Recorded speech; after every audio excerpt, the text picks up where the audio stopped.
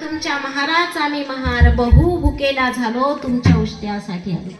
तर जोहार या शब्दाचा अर्थ जर आपण पाहिला तर पूर्वीच्या काळी जोहार घातला जायचा।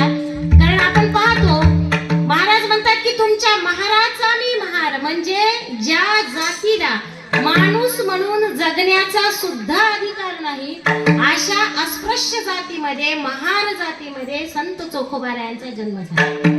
आणि मग या ठिकाणी आपल्याला माहिती आहे जोहार म्हणजे काय असायचं की पाटलाच्या दारी देशमुखाच्या दारी जाऊन मग हे जे कनिष्ठ जातीतले लोक असायचे ते जोहार घालायचे आणि त्या जोहारात मग जी पाटी नेलेली असायची म्हणजे जी टोपली नेलेली असायची त्याच्यामध्ये काहीतरी धान्य मिळायचं, काहीतरी उष्ट खरकट मिळायचं आणि त्याच्यावरच हे लोक जगायचे।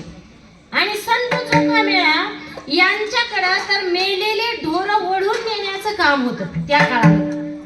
किंवा आता काही इतिहासकारांच्या मते असंही मत आहे की ते चोखा मेळा हे जे नाव आहे तर ते मेळा नावच कशातून आलेलं आहे की त्यांच्या कुटुंबाकडे गावचा मैला साफ करायचं काम होतं आणि म्हणून मग त्या मैलापासून ते मेळा झालं आणि अशा पद्धतीने संत चोखा मेळा हे त्यांचं नाव पडलं।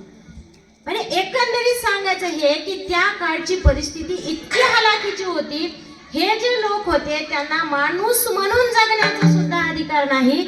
अशा जातीमध्ये मी जन्माला आलेलो आहे आणि देवा मी कोण आहे मग की तुमच्या महाराज आम्ही महार। आणि जोहार जो कोणाच्या दारी घातला जायचा, पाटलाच्या दारी देशमुखाच्या दारी, पण या ठिकाणी सोखोबाराय म्हणतात जोहार माय बाप जोहार।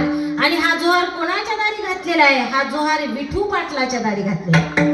पंढरपूरच्या पांडुरंगाच्या दारामध्ये हा जोहार आहे की देवा आता काय कर, मी कशासाठी आलेलो आहे? बहु भुकेला झालो तुमच्या उष्ट्यासाठी आलो। कशासाठी आलेलो आहे मी या ठिकाणी? तर तुमच्या उष्ट्यासाठी आलेलो आहे। नाही काही तर माझ्या या टोपलीमध्ये माझ्या या पाटीमध्ये काय टाका, काही तर उष्ट टाका।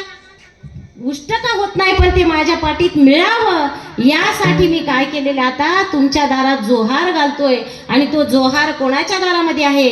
त्या पंढरपूरच्या पांडुरंगाच्या दारामध्ये आहे, ज्याला आपण म्हणतो की राजा वेदांनाही नाही कळला अंत पार ज्याचा कानडा राजा पंढरीचा, कानडा राजा पंढरीचा।